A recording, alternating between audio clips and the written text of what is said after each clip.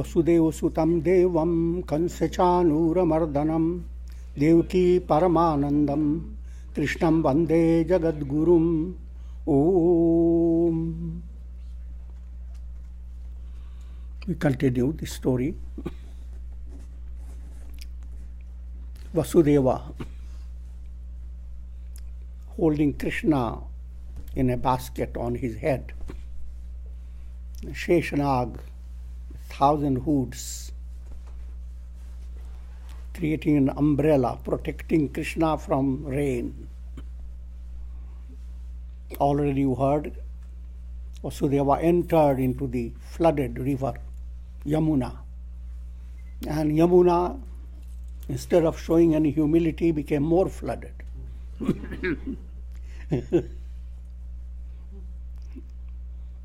Out of greed, to touch Krishna's foot. Try to understand deeper meaning behind it. And adversity comes. During deep adversity, spiritual insight flashes. The adversity is invoking the touch of Krishna. The moment it happens, your adversity moves away. Adversity has never been meant to give pain. See, that's not the purpose of nature. The creation is not intended to torment anybody.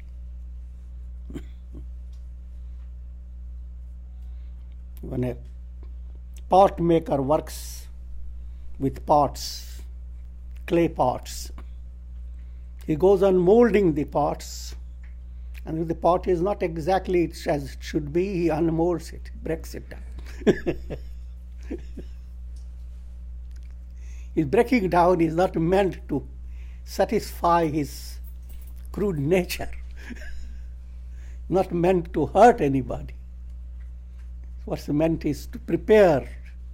Every person is a vessel, a clay pot. You have to be prepared again and again in the hands of God until you are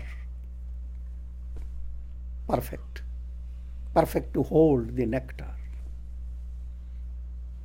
No matter which way I describe it, it will become allegorical.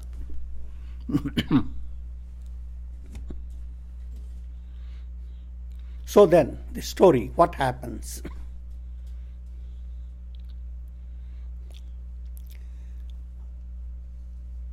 Vasudeva ultimately crosses Yamuna river, now very joyously, and enters into his friend's home. There again, by divine Maya, everyone is asleep, including Yashoda has given birth to a baby. That baby is Maya Shakti, Devi incarnated. And Yashoda just enters and picks up the baby, girl baby, puts in his basket and places Krishna there. And he doesn't wait to tell anybody what he did.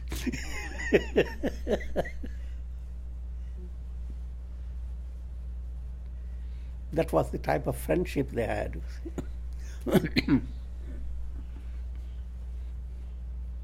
And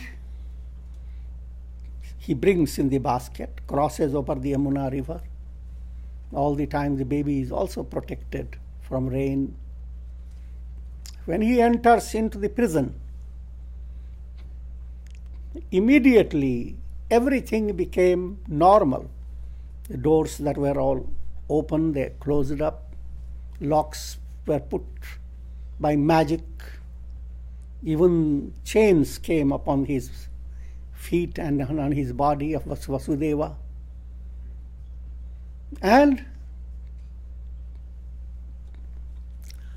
top it all, the baby started crying.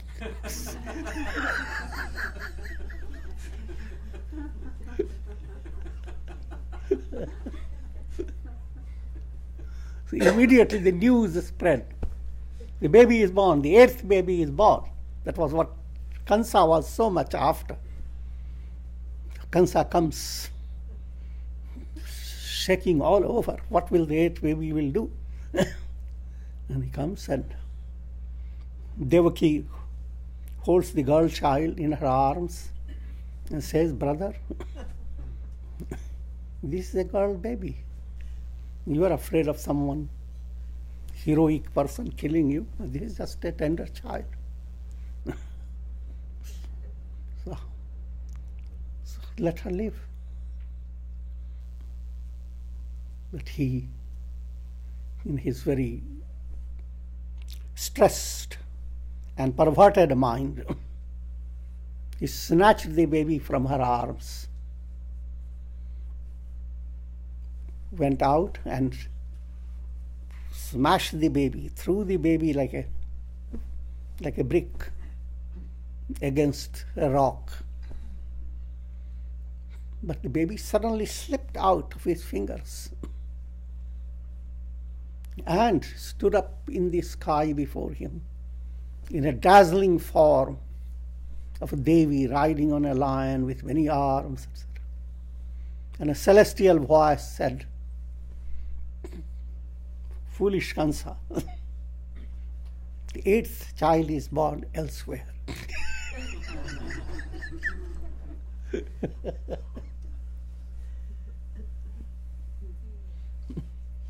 The more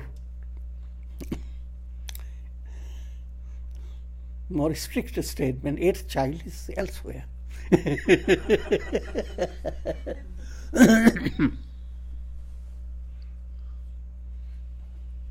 And Kansa concluded that even this divine plan speaks lies.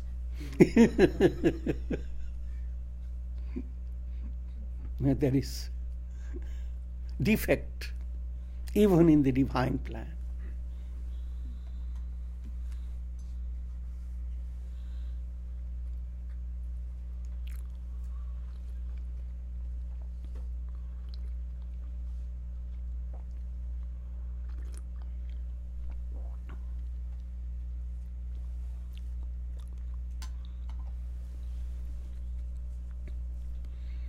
And showed regret for having killed all the babies and let them be released, Vasudeva and Devaki, because now there's no reason to keep them imprisoned.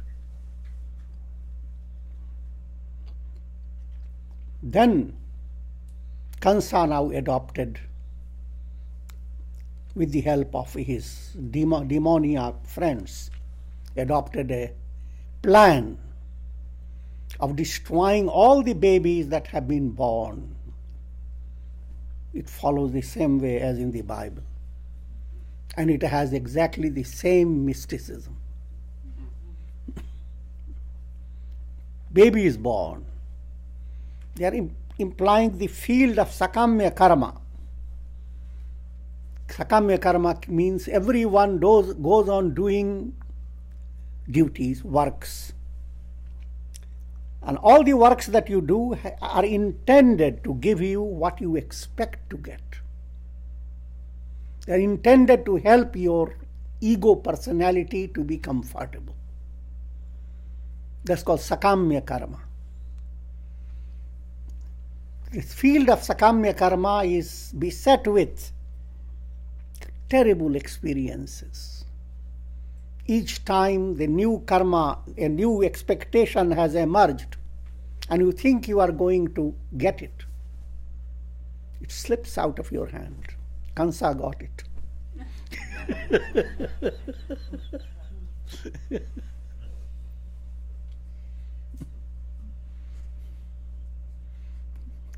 And that's the entire society, all humanity looking forward to a future. That future is the result of Sakamya Karma. Because that future is not any better than the present. And the present is not any better than the past. So what are you looking for? This entire world of past, present, future is a world of transience, the world of Maya. As long as your goal is somewhere in the world of Maya, you are in a state of bondage. So therefore, it is dramatized. If you want enlightenment, you allow your mind to understand the misery that exists in the world. For masses, if you say all the wealth and all the vanity of the people is sorrowful, they can't understand it. But when you dramatize children being born, snatched from the mother, killed by a demon, that's a terrible thing.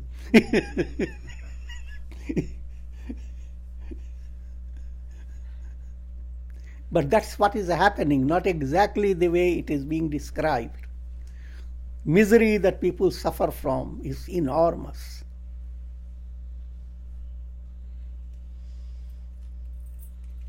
Sarvam dhukam vivekina.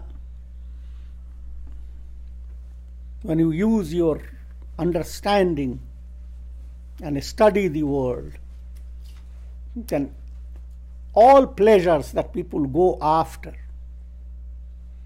you realize they are all painful because they are creating a basis for coming back, a basis for karma, coming back into another embodiment. That's very painful. All things you loved, all relatives, all the letters you have written, all the Facebooks you have generated,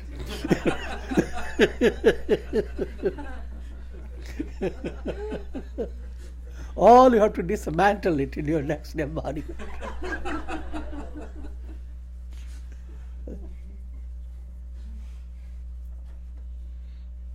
That is reflected in the Kansa's attitude of going on killing all the babies. Same was in the story of Jesus.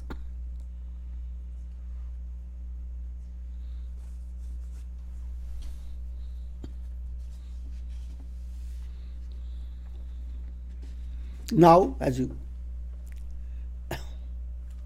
while Kansa goes on creating that project, here Krishna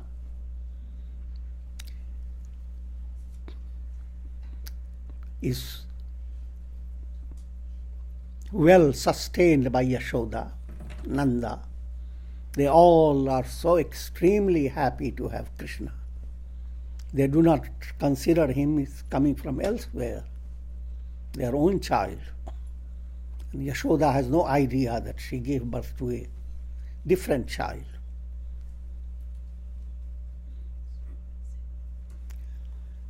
And Krishna brings immense joy because he is the embodiment of the divine self.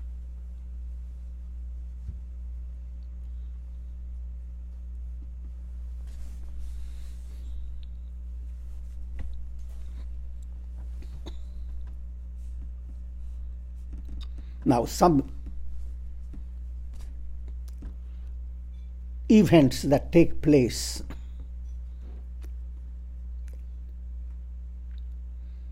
once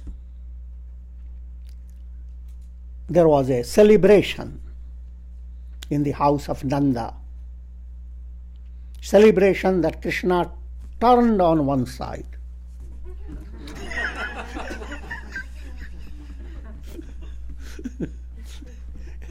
Every change that occurs in a child is a celebration.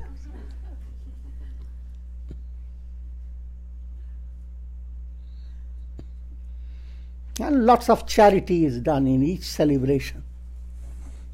So as tradition, it's a wonderful tradition. Because it gives you an opportunity to do lots of acts of charity.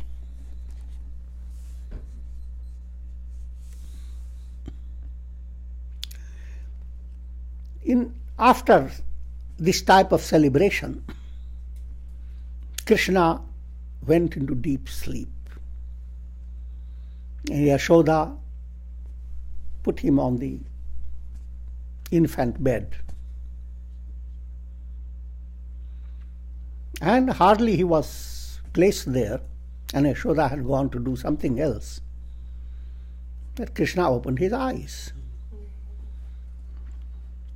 And seeing there is nobody to feed him, to have the milk, he started crying and kicking.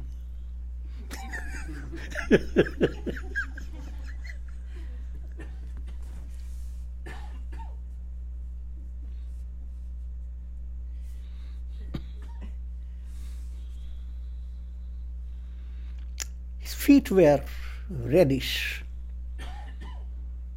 like beautiful leaves of lotus, very small. And there was a mighty jar close by.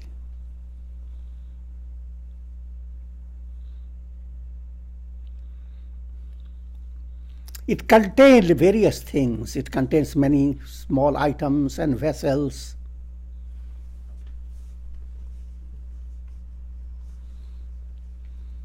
And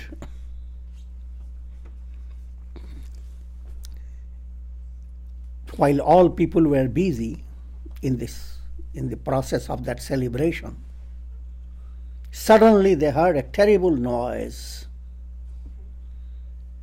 Krishna, with his lotus foot, kicked a big jar that came down and was broken, smashed.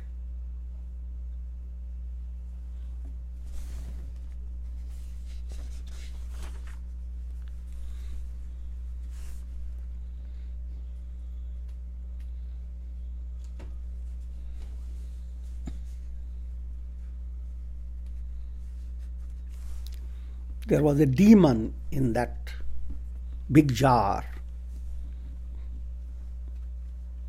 Demon Utkacha. So another interpretation is there was a whole cart nearby. And Krishna, as he kicked the whole cart, flipped back, killing the demon that possessed that cart.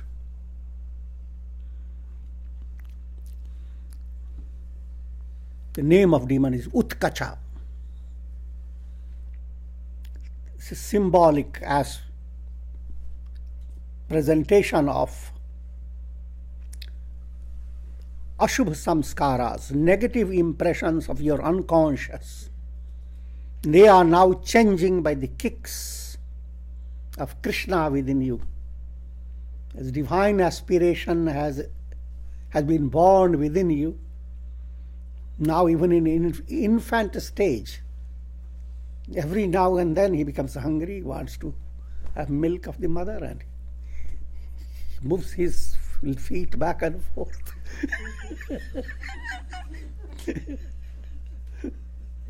So as the baby grows, great changes occur in your unconscious.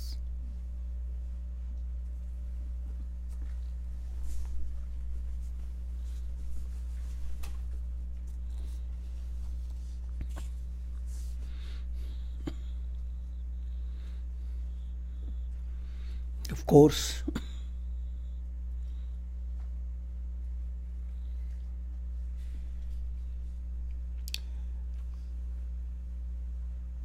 the next, now obstacles come.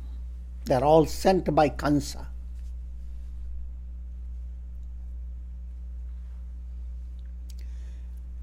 Once Yashoda Devi, holding Krishna in her arms, giving great affection, and Krishna was also giving great delight. Suddenly, he became heavy in her arms, like a rock. So much so she couldn't bear with it.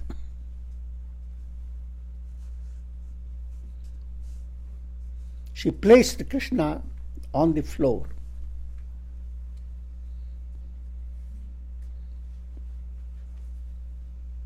And that was because another demon called Trinavarta was coming to attack Krishna.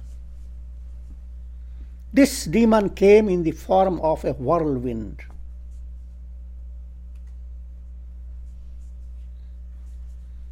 Trinavarta. Trina refers to little straw.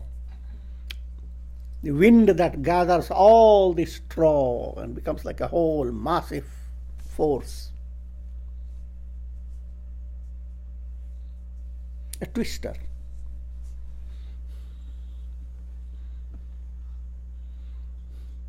And suddenly the twister took Krishna away. Yashoda turned back to see where she had kept her child. Krishna was not there. And there was so much dust, nothing can be seen. And she became extremely miserable. Her baby has been lost. She fell down on the ground.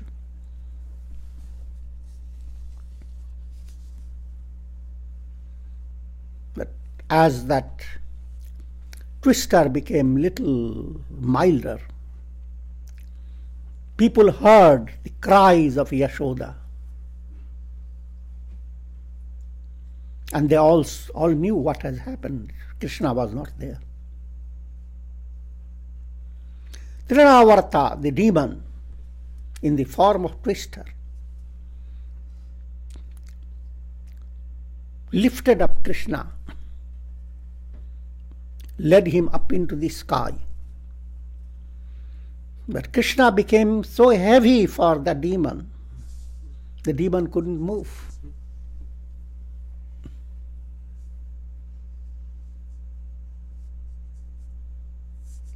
He became like a mountain. And what's more, his both hands went after the neck of Trinavarta.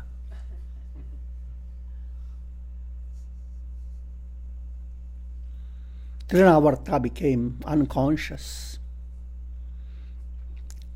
And he fell like a big thunderbolt. His life departed from him.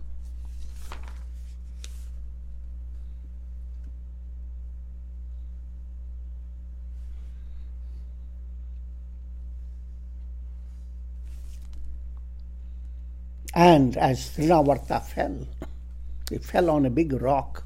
The rock was turned to powder. Such was the weight of Trinavarta. People soon were drawn to that place, and they found to their great surprise Krishna was playing upon the chest of the Trinavarta, the mighty demon, giggling.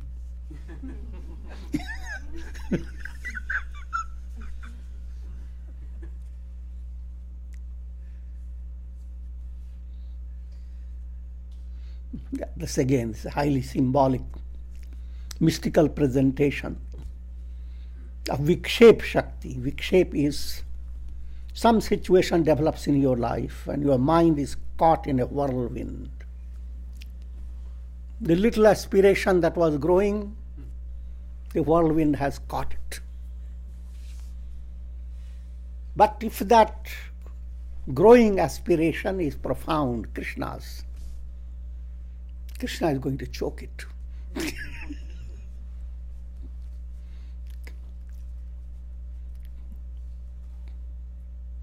The entire force of the whirlwind stops.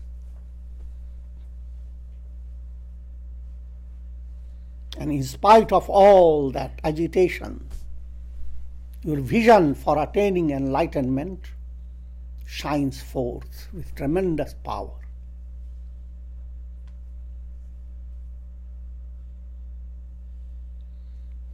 So this another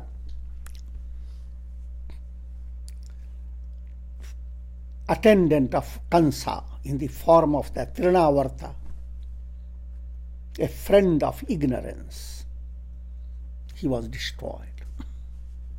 And people celebrated the destruction. There was They never realized that it was because of that baby. It is the baby who did it. You never realize when you step on the right path of dharma. The movement in the earliest stage is like baby movement. You never realize its potency, its power. How many adverse situations have been prevented? You don't know that. How many negative karmas have been destroyed? You have no idea. All that you think that you have a baby growing within you. A tenderness, a tender presence of God is within you. That's all you feel. And develop the idea, how can that? How can my meditation, how can my japa help me? The force of the world is too intense. And each time you ask for advice, that's what you get.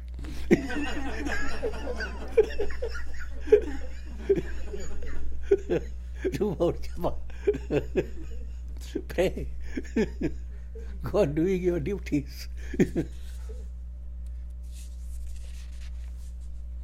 Suddenly you realize the immense force that clears the path in a magical way. If you are sensitive, then you go on recognizing it. If you are not sensitive, then you are hard of hearing, you see. Not.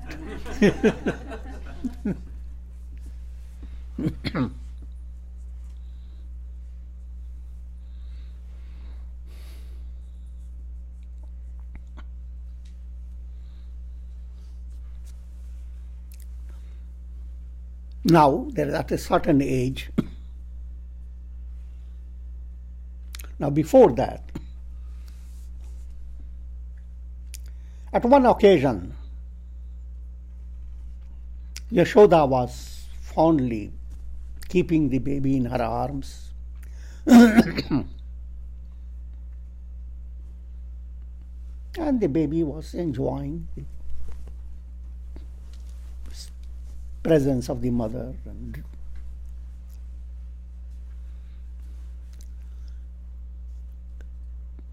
suddenly Krishna yawned. Not because he was bored.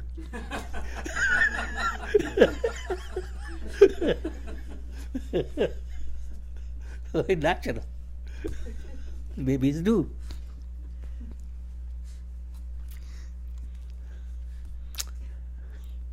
And the mother happened to look into the cavity of his mouth. He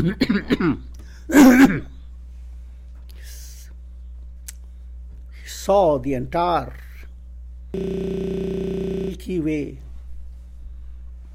sun, moon, stars, the universe, cosmos in all details, all within the cavity of Krishna's mouth.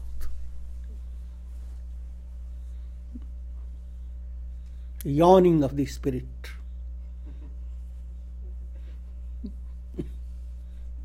As if we advance on the path of mysticism, path of spirituality, there will be flashes when you come to the state of yawning. Your spirit suddenly gives you that understanding that all things that your mind is after, the whole world of triad, is just all in the cavity of the mouth. All that it needs is Krishna to bring his lips close.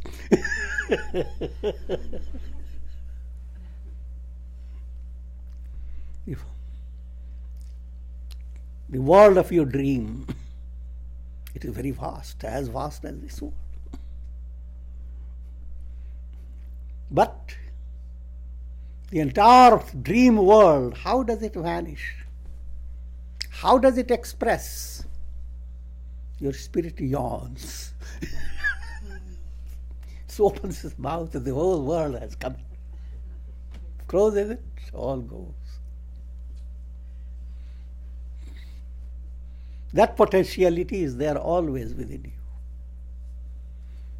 You lead yourself to a transcendental level, not in the realm of mind. Through profound devotion, see your ego awareness dissolve. During that process, you will have that yawning. You see your consciousness unfolding all that you have learned about the world of past, present, and future. All that you have faced, squeezed, all vanished like magic.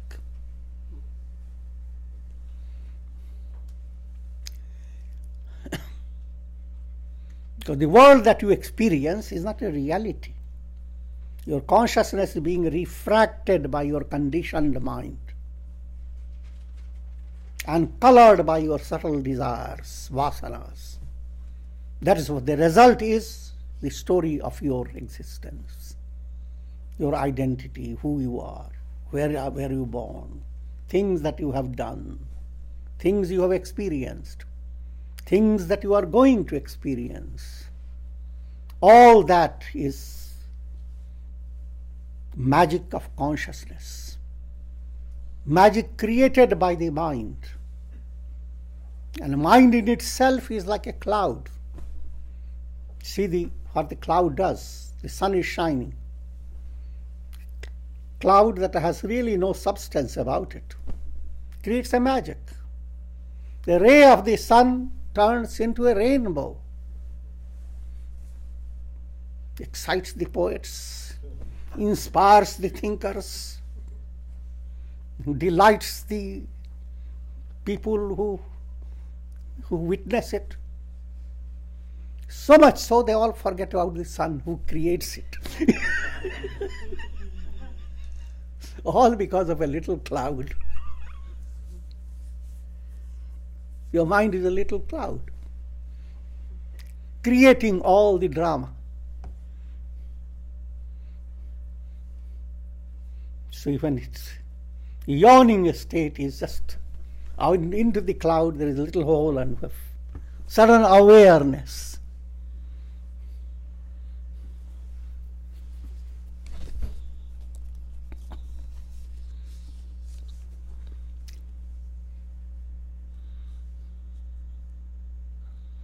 Immediately Yashoda closed her eyes, her mind wandered, dazzled completely by this vision.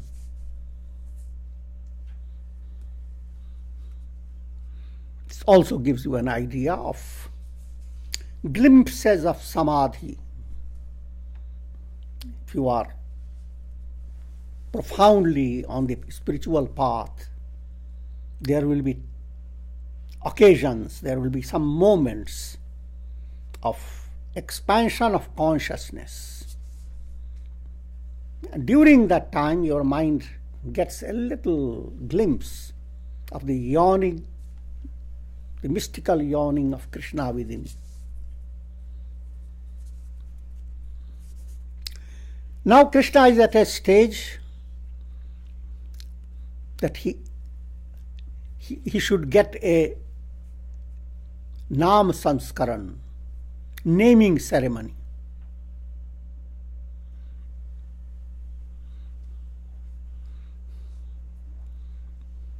Nanda took Krishna to his priest. Priest was Gargacharya. And he was actually sent by Vasudeva, the real father of Krishna.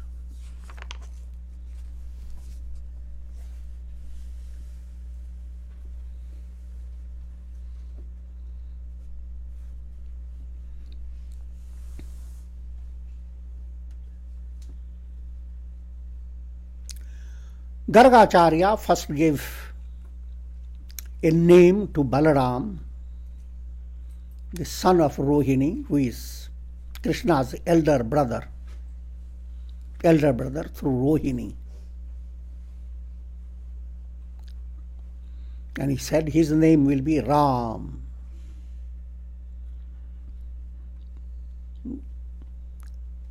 Ram is the most profound name, enfolds all that is wonderful in the world.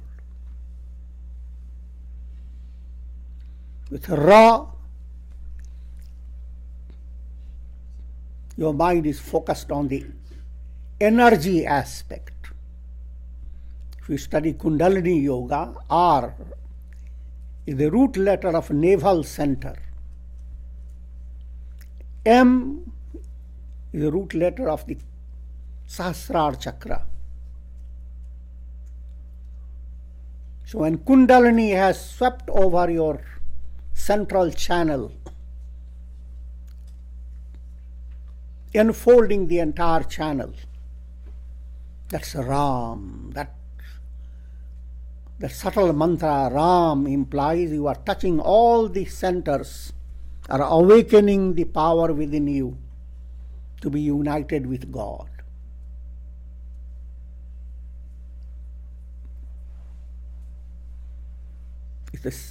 That name is same as Rama's name in Ramayana. He is independently an avatar. Balarama is one of the many avatars of Lord Vishnu. He is independent avatar. But along with him, now there is another conjunction. Krishna is another avatar. Avatars have certain degrees of their perfection. Krishna is the highest degree of avatara. The degree are called Kala. Moon is described to have 16 degrees when it becomes completely full. So,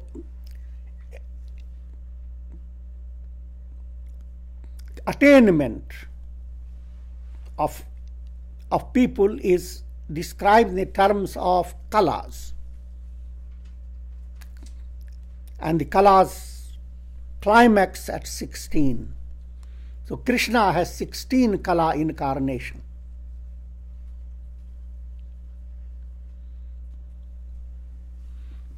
Those are simple points. They are not too profound to think about.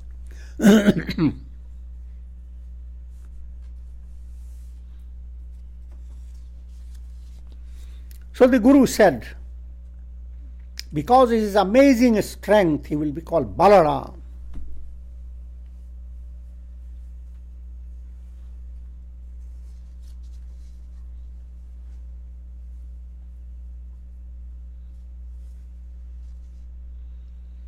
This child of yours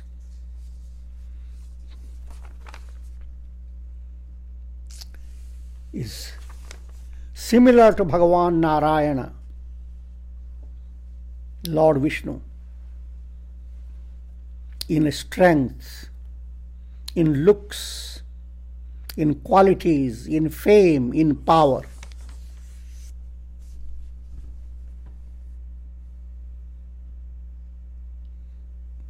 Nanda was extremely pleased.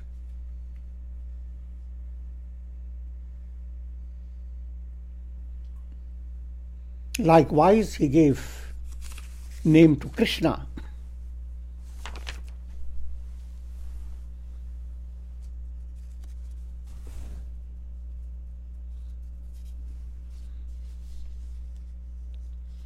With the help of Krishna, you will cross over all your miseries.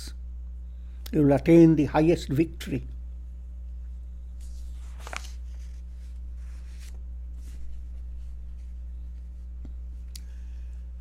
With the passage of time, Rama and Krishna, Balarama and Krishna, they became the source of immense joy while they were still moving on their knees.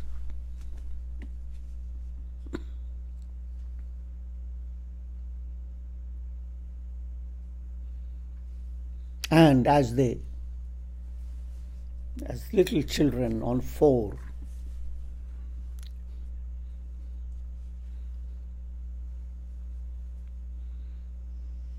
and the mothers had given them some type of bells in their waist, and there was little twinkle going on. sound.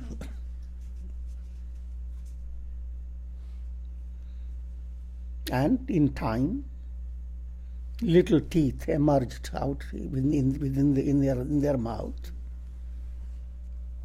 Innocent face, shining little dantulis, teethlets.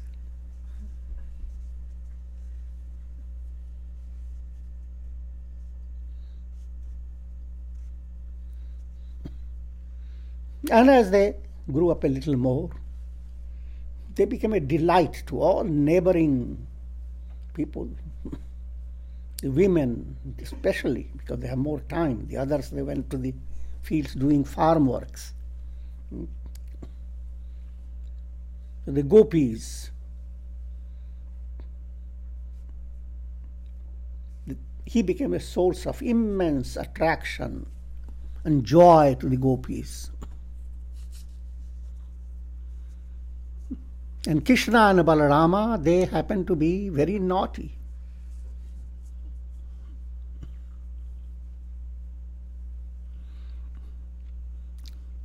They played with deer, calves, and they were very bold. Even if there is fire, they would just go to catch it.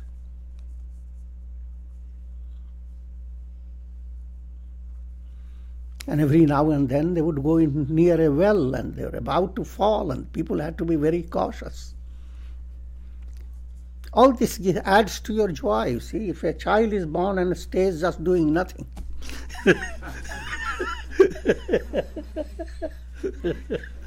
there is no story to tell.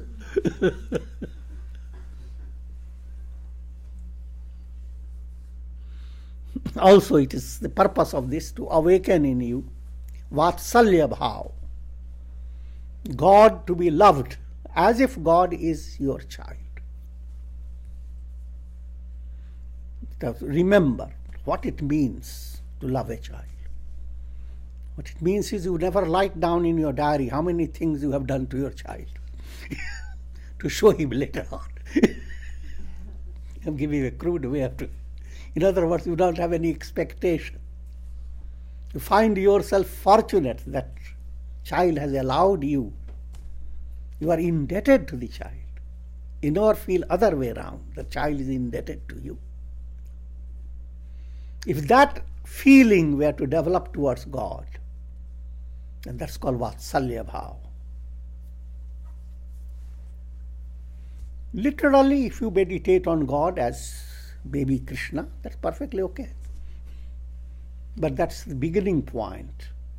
The real goal before you to develop that feeling, that understanding, that sentiment, that it's a tremendous privilege of your existence that you can love God, that you can bring the divine name on your flickering tongue.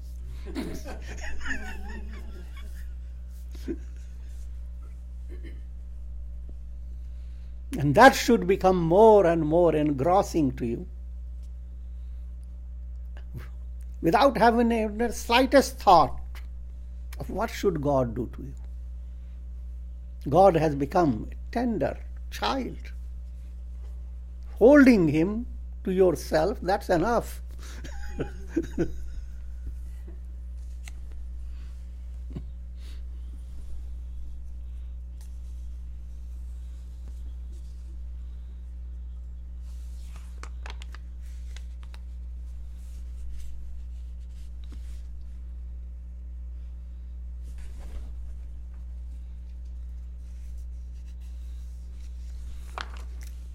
So there's a lot of literature has gone on in describing Krishna and Balaram as children, doing funny things.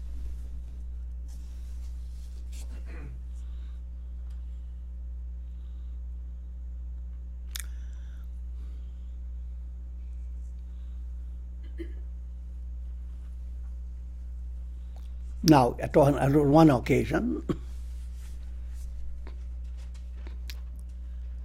Mother Yashoda catches hold of Krishna, who has been playing in an area there are a lot of mud and a lot of dust.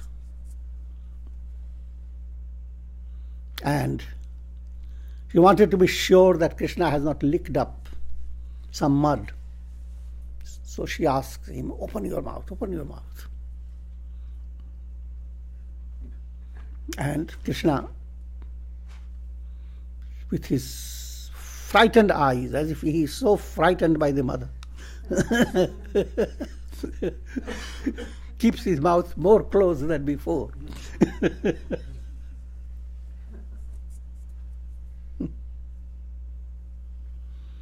And Yashoda said, you naughty boy, open your mouth. What are you hiding within the mouth? The fact was that somebody had reported to Yashoda that this boy of yours has taken some mud.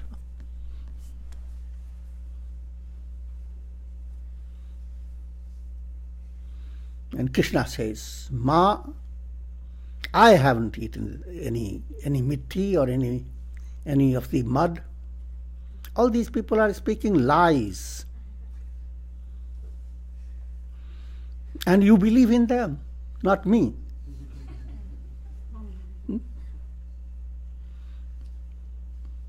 Look, I'm opening my mouth.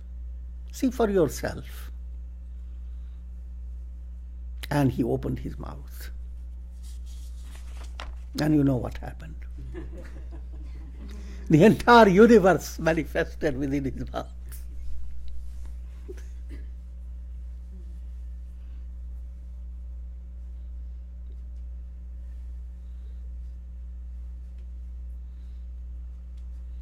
A glimpse of the Virat form of God,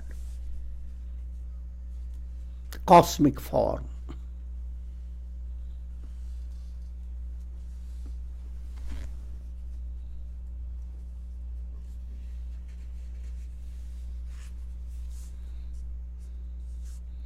And Yashoda, surrendering herself to God,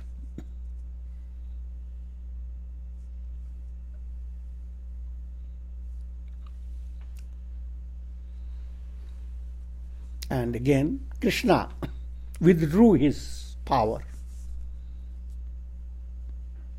and Yashoda took him in her arms. Thus Krishna played in the arms of Yashoda and delighted the gopis.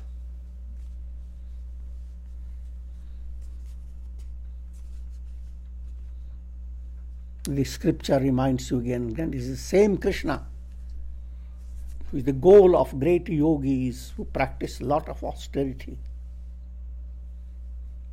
Krishna, who is described as Brahman in the Upanishads.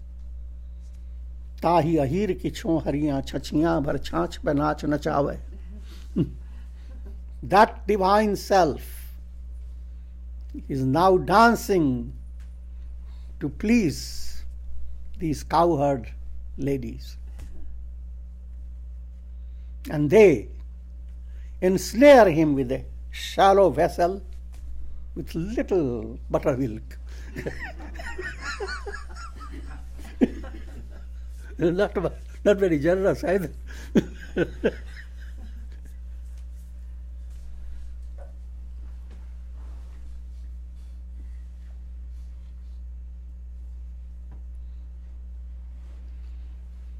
Krishna became more and more interested in taking buttermilk.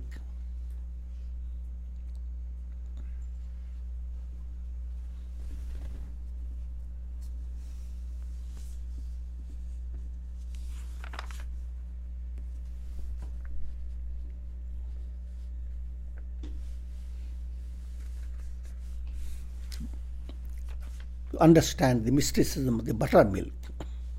Milk is your normal feeling. That normal feeling is good, but most times it is adulterated milk.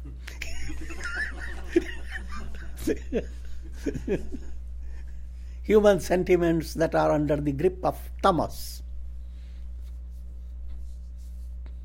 But if your life is moving in a righteous way, then your sentiments are normal, like milk. But it is that milk that's churned through spiritual movement and turns into butter. Once it is butter, you can't mix it with water or anything. Symbolic. It becomes detached. Your feeling becomes crystallized, as it were. It becomes more compact. It cannot be agitated. It cannot be mixed up, adulterated. And that is what God wants from you. So therefore, He is always watching. When are you going to churn it? All through your churning, He is putting an eye on you. And when you have churned it and placed it, He comes like a thief. When He sees you are not around, He will just eat it. When you do your prayer and mind becomes little purified, good feeling has developed, suddenly it disappears. Time passes by and you don't remember that, because Krishna has stolen it. It has went in the form of samskaras. It is enriching you, but you don't know it.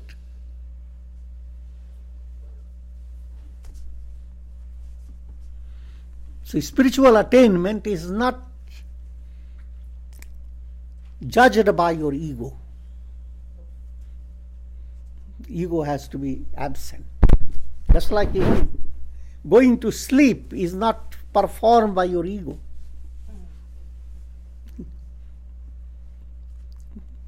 Ego suddenly is outstepped. With ego, you start the plan. Yeah, I'm going to sleep, I'll have a good sleep, I'll have a good, wonderful dream, and so forth. But when you actually enter into sleep, you don't know when did you really go there. And even while you are sleeping, you don't know you are sleeping until someone calls your name.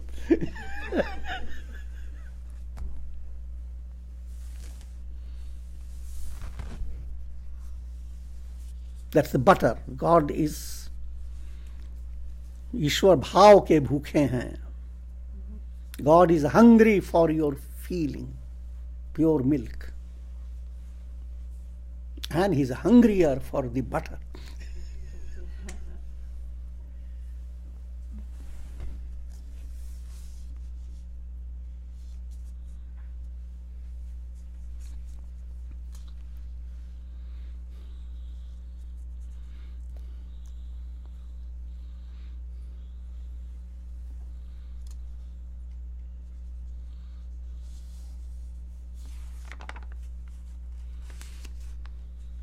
Now, so happens, the gopis,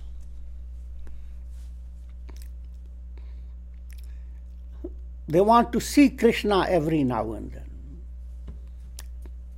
Using any pretext, they will come into the house of Yashoda and look at Krishna. Ask about him, what he's doing, what is... perchance play with him. Sometimes they brought to Yashoda complaints against Krishna because they exhausted their positive methods.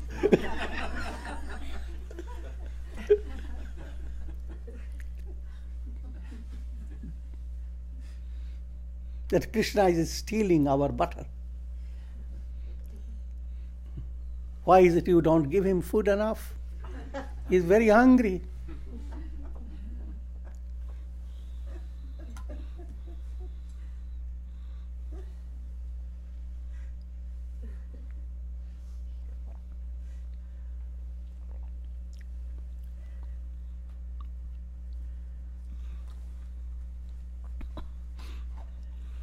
Yashoda suddenly became And too many complaints. It's general style of culture. You don't put yourself in a situation when people go on giving complaints constantly. So she went after Krishna and said, "Did you eat their butter? Didn't we have so much wonderful butter here?" And Krishna said, "No, they're lying." And while he says, his whole mouth is filled with butter.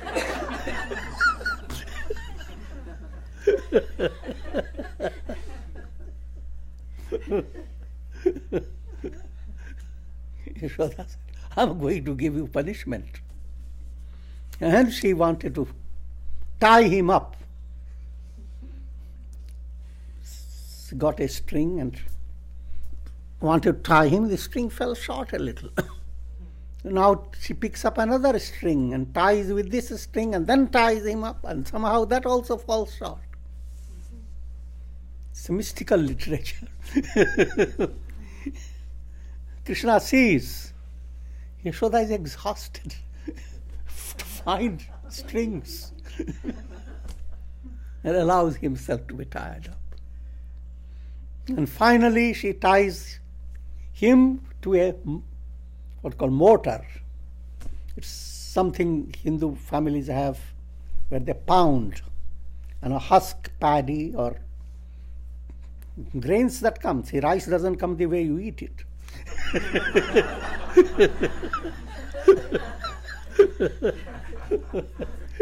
It is a husk, separated. Husk is separated from inside. And that's done in a big ukal. It's a mortar type of. So she tied him to that wooden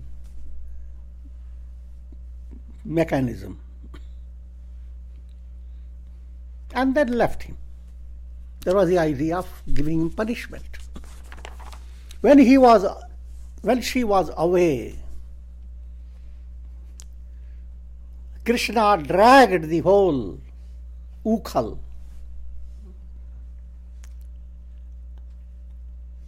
and he dragged it on 4, see? And came out through the door, and there were 2 trees. They were like a twin trees, bifurcated. They are called Arjuna trees. And he went through the partition in between the 2, allowed the mortar to become stuck, and then having exercised his strength, and both the trees fell down, completely rooted out. And the story behind it, there were those 2 were twin gods. They had received some curse because they had insulted some sage. And so they had become those 2 trees. And Krishna liberated them. But the deeper meaning is, you must realize, historical meaning has no meaning for you. Deeper meaning is raga dvesha. Attachment and hatred, they grow, that keep your mind restricted. Impressions of attachment, impressions of hatred, they grow like trees. And they are joined together. If you allow that state of spiritual movement to come to that stage where, as if you have enchained Krishna, all your feelings and goodwill, they are the strings. With that you want to capture Krishna. That's good as a starter. But actual capturing is through surrender. Use all your strings. Don't leave anything behind. Plus surrender. Then Krishna has been trapped. He has become a vehicle for a great force, a divine force. that can uproot raga dvesha, attachment and hatred that dwell in your mind like a Dracula, sapping out all your spiritual energy. Krishna brings about the destruction of both.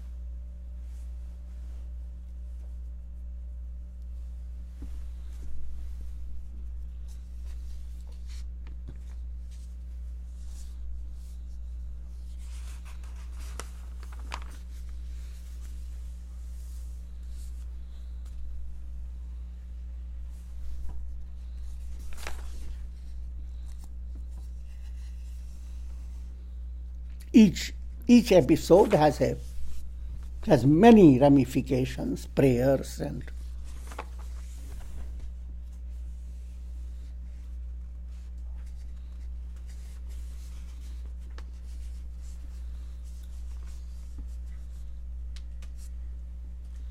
now there is another episode. A lady comes selling fruits.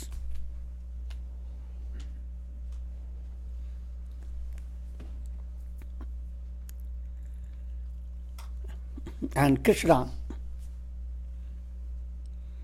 wants to have those fruits. The lady says, you have to bring something for these fruits. And Krishna goes and he brings grains,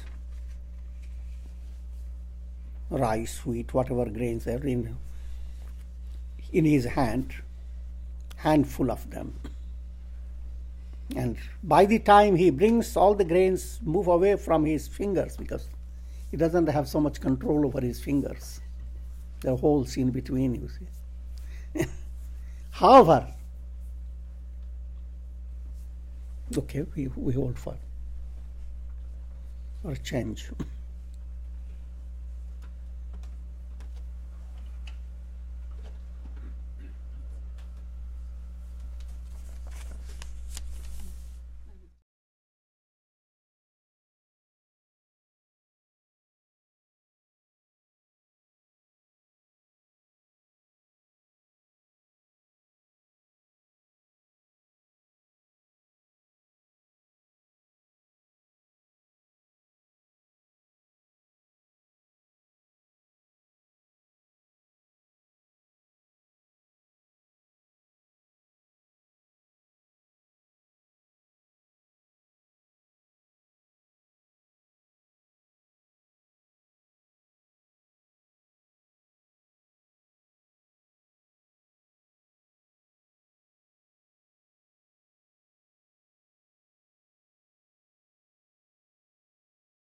The brief of the story is that the lady, fruit seller, gives him fruits.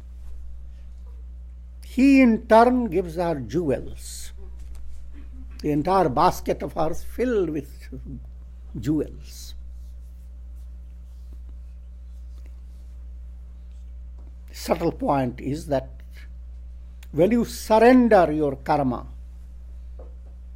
practice niskamya karma, means you offer the fruits of your karmas, perform your duties with that understanding that your goal is to have chitta shuddhi, purity of heart, not the result of action as calculated by the ego. Ego will always calculate this is what you want by doing a particular project. And if that's the way it happens, accept it joyously, it's wonderful. But sometimes it may not happen. If you have reached that fruit seller's stage, then it doesn't matter. Though ego has expectations, and it didn't happen, because you have surrendered to God. The fruits that you created by your karmas, they have been given to God. You have nothing else to think about. God in turn brings in the purity of a heart, God creates divine samskaras, a divine set in your unconscious. much more of value than pearls and diamonds. Good impressions, divine impressions gather as a result of renouncing ego-based expectations. Karmas that are performed with ego-based expectation, they call sakamya karma. You are doing your karmas with the expectation of fruits. Nishkamya karma means you do your karmas without expecting, with the spirit of surrender. Then what will happen? Your karma will bring the fruit as well as clean up your heart.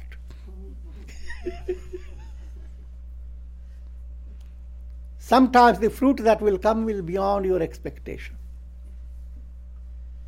It is always beyond your expectation, whether you consider it negative or positive.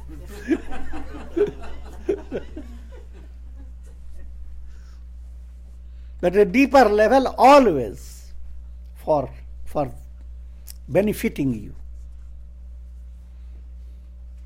But when you are completely bounded with ego, then that channel has stopped of being enriched constantly. You are enriched only when you feel that your pain has gone away. Otherwise, you are enriched even in pain or pleasure, adversity or prosperity.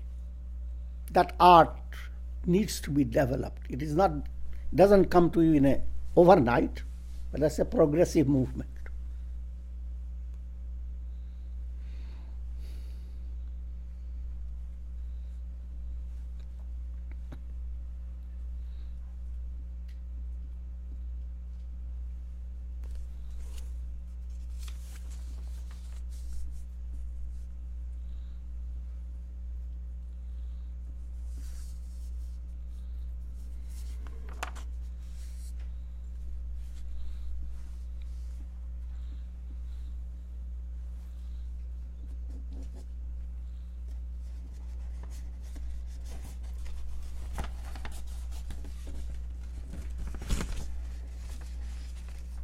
Now at this stage,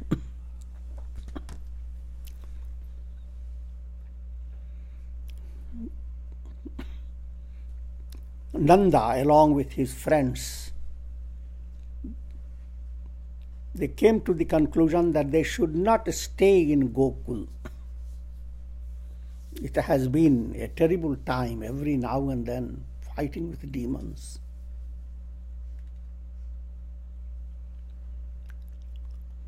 And nearby, there was a beautiful forest called Brindaban. So now is a stage of transition. The entire people of the Gokul, they move away, leave their previous setting, they go into Brindaban.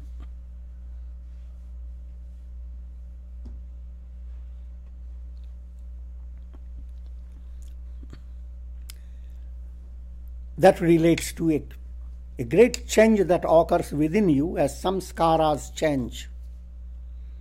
As you move away from rajasic, tamasic samskaras and sattva begins to develop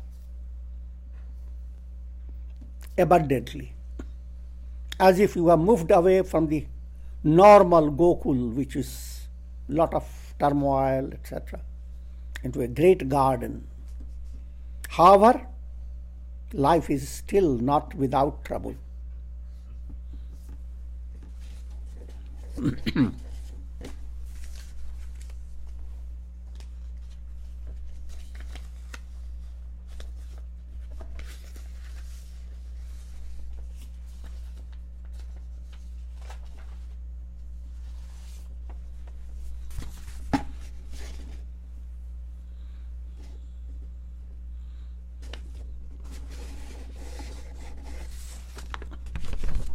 I'm trying to put together the brief.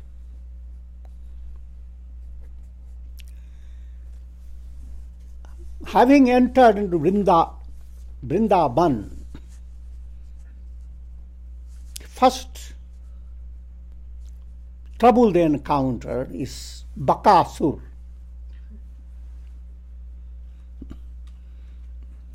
demon sent by Kansa. His name is Bakasur. Baka relates to a big crane type of animal or duck type.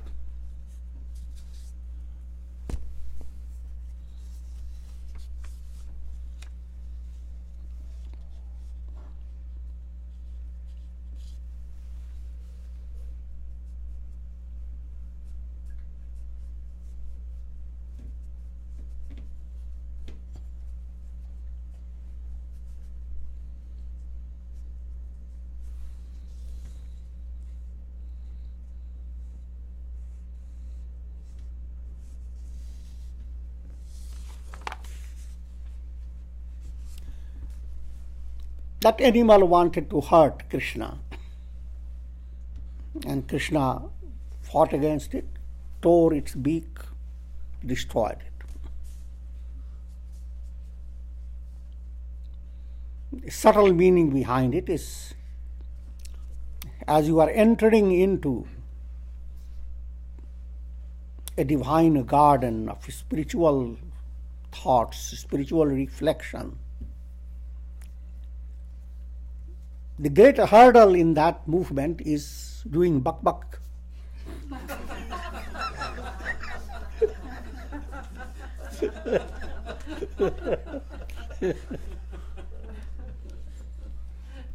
Verbosity, vain language going after.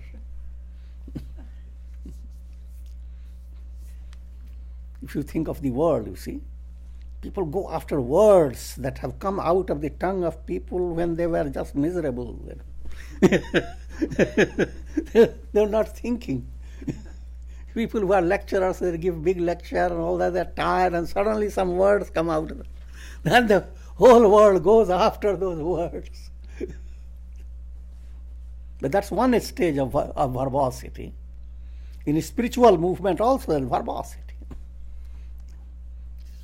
Few aspirants come together from different tradition. Each tries to prove his is the best. Each quote scriptures. And naturally, whoever shouts most wins.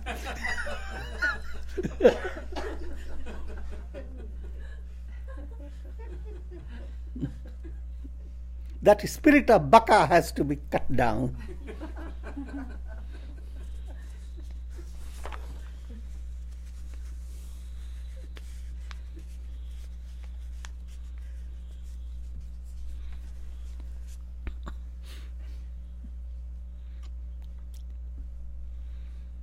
Now, Krishna was by this time about 5-year-old,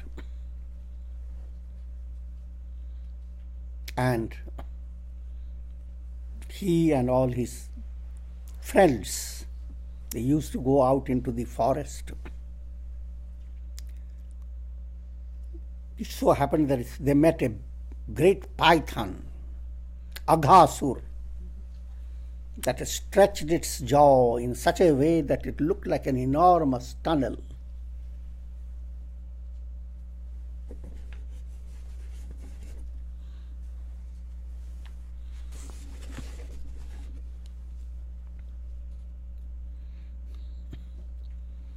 And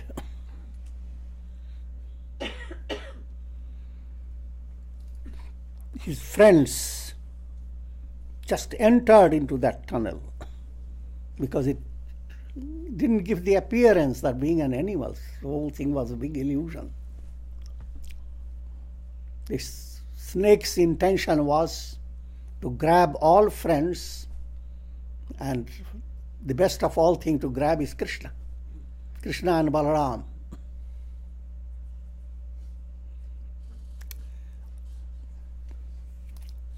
Krishna knew all this, and he enters that big snake, pierces his upper part of his head, destroys him, saves all the people that have been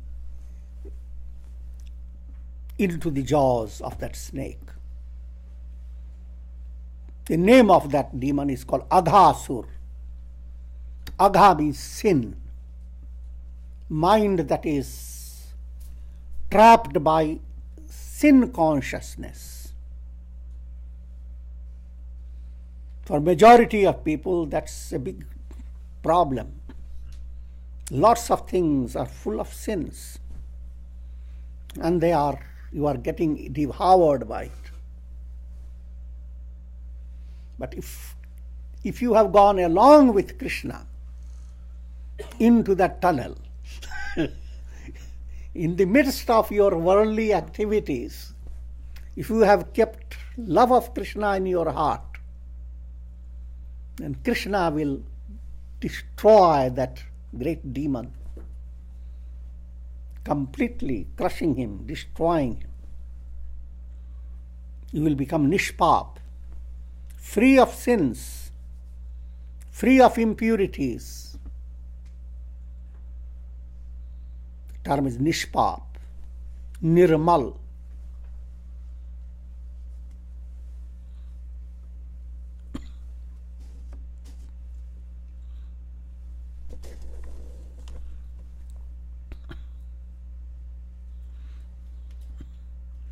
Now there comes greater events in Krishna's life. They encounter a demon who comes in the form of a donkey.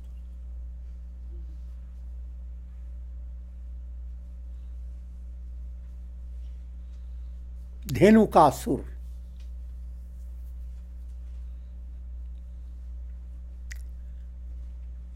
And it was Balarama that destroyed that donkey.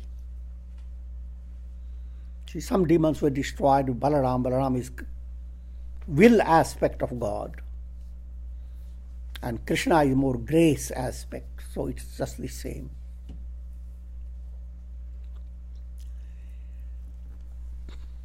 This donkey represents tamasic passivity. Though you are doing your sadhana, but somehow you love being passive, love being doing nothing. You enjoy it. or you interpret it as something great, a great quality.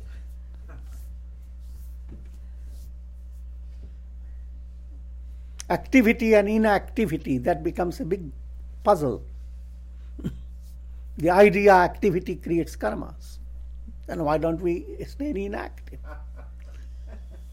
But inactivity creates more karmas, and it makes your evolution restricted. So Dhenukasura is that type of mental tendency to condone passivity. It entered to destroy Krishna and Balaram, and at that time Balaram confronted this Dhenukasur. This Dhenukasur had that habit of breaking down palm trees. And sometimes it used to create a domino effect. One palm tree breaks over the other breaks over the other.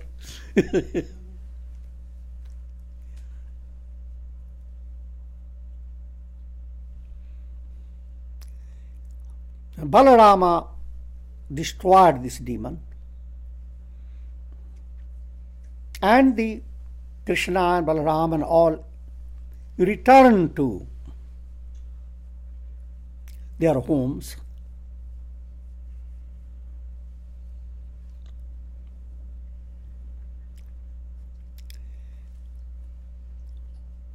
I'm trying to see how.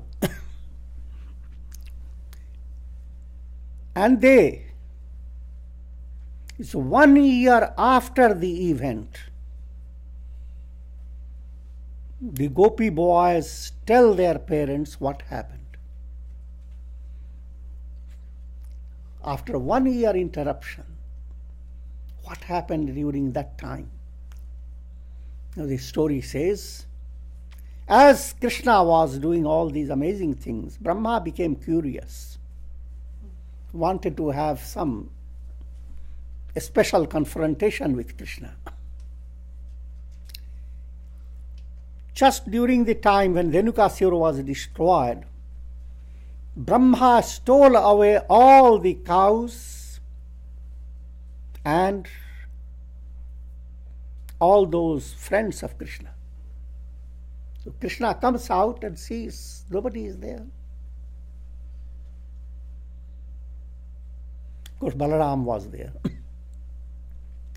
But then Krishna, by his divine power, creates everything as it was.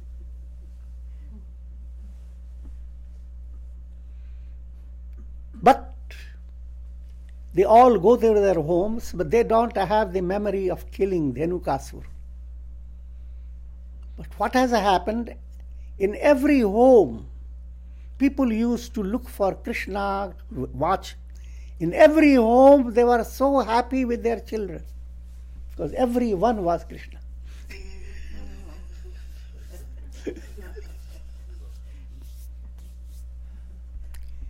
The intense joy was so great that passage of time didn't mean anything. One whole year passed. Then Brahma suddenly came before Krishna and pleaded, offered prayers, glorified Krishna, that I was testing you, but you are beyond me. You are the greatest. And he transferred. The real ones came back, and the magical ones were withdrawn by Krishna. This is a subtle dramatization of two stages, a state of enlightenment, where you are seeing all turn into divine, and a state that is normal, where you see things as they are. But when things turn divine, nothing happens abrupt. There are everything going on well. Only difference is that everybody is internally relaxed.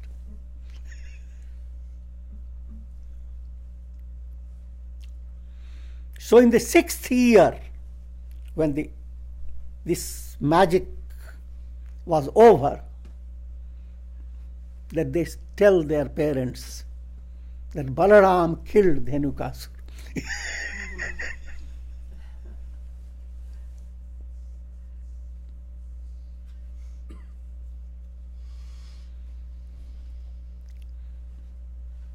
The subtle message is tamasic passivity is a very powerful element. It requires tremendous divine magic to get over it. It requires you to practice.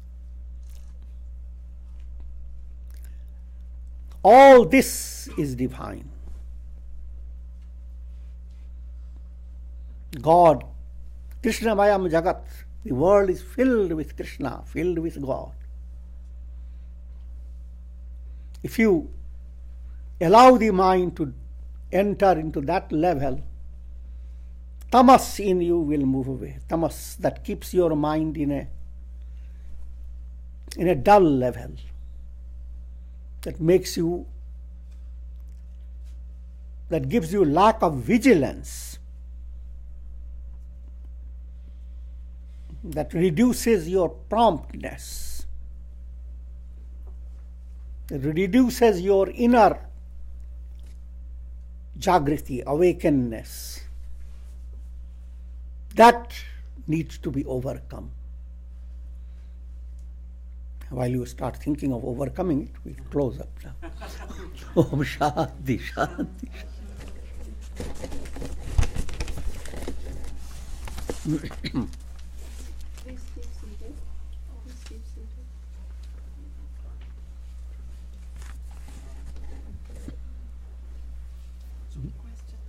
Question and answer, okay. We will quickly open the floor to questions and answers. Doesn't have to pertain to the Krishna story. Any question? Please raise your hand and Priyanka will bring you the mic. Swamiji, Mhm. two questions. Krishna is always seen with two not attributes, but two things. One is the feather in his crown, Mhm. and on the tip of the flute there's always a symbol of an elephant. What is mystical meaning behind the feather and the flute with the elephant tip? Peacock feather means enormous glory of God, because the feather gives you the idea how everything is shimmering. God's glory is enormous. The only simple symbol you can choose is the peacock feather. And the story of elephant is more artistic than mystical. Some artist decided to put elephant on the flute. Nevertheless, elephant reminds you of Ganesha. And Ganesha is Om. So his flute is actually chanting Om. Yeah. Should I wait for the microphone?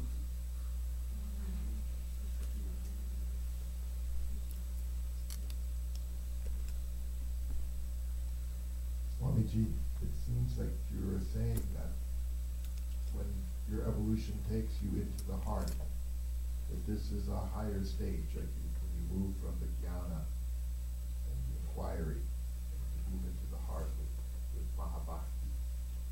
This is a higher stage of evolution. Did I understand that correctly? Is that true?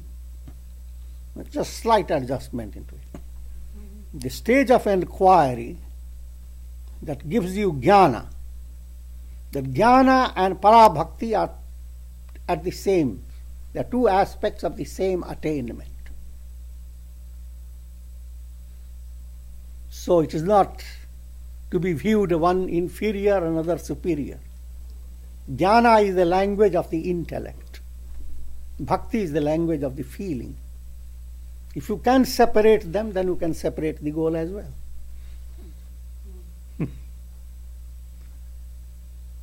If your thinking is not sustained by feeling, what type of thinking is that?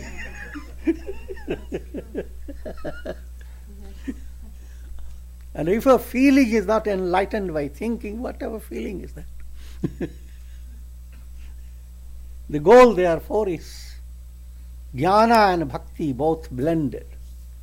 The moment you just pick only one of the two, you are making a disbalance.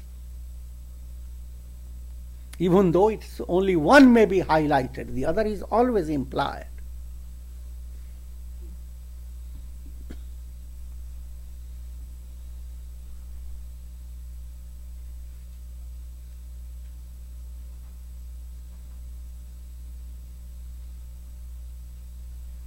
Swamiji, when Krishna came as an avatar, he always knew, he was always aware of that he was God. What's the difference between an avatar and an enlightened personality, having been born and then enlightened?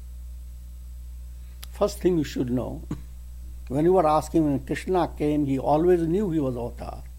How did you know that?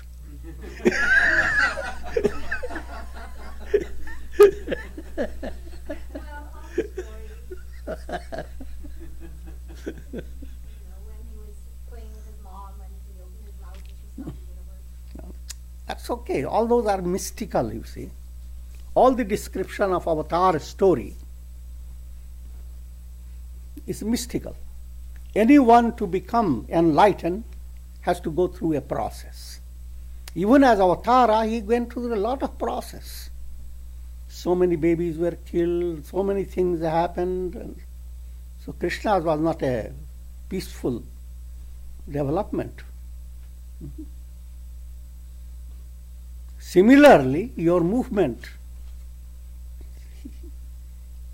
is a form of battle. and your victory lies in developing more faith, etc.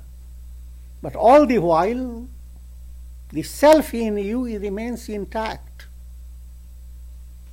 God within you, Krishna within you is always inspiring you. That Krishna is your deepest core, deepest center, deepest identity. If you come to realize it, you are avatara. If you don't realize it, you are potential avatara.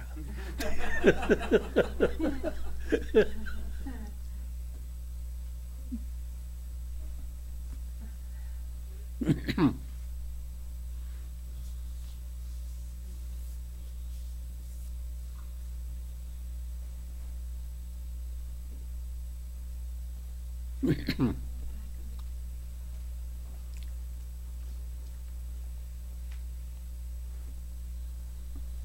said that personal enlightenment is not a gift.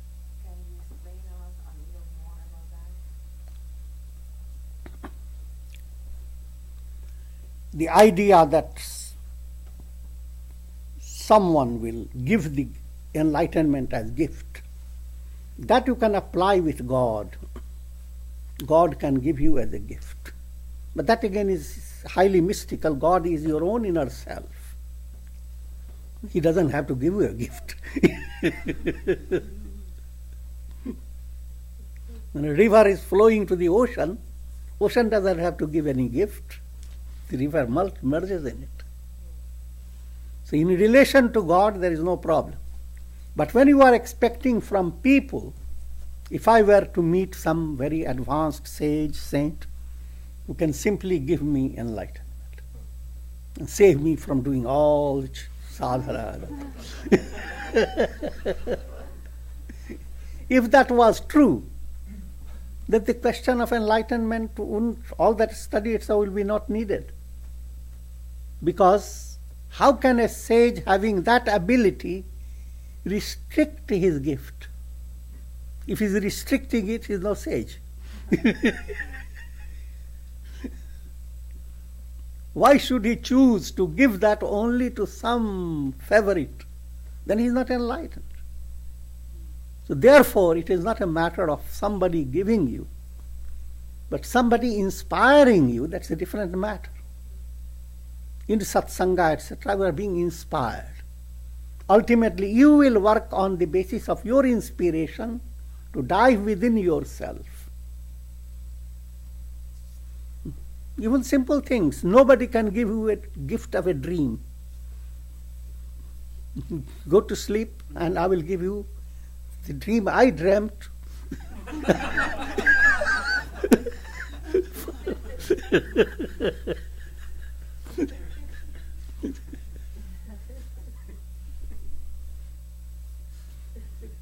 Nobody can give you a gift of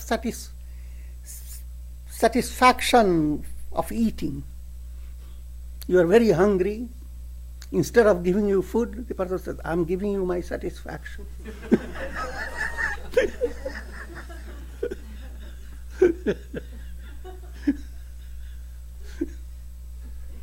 It's easier, you don't have to chew it.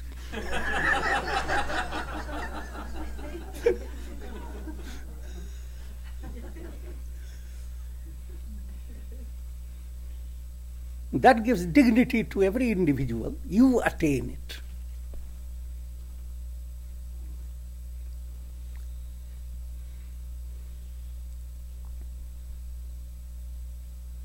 Okay. So we will conclude for today's session. We will meet here once again tomorrow morning at 9:15 sharp. Please be seated.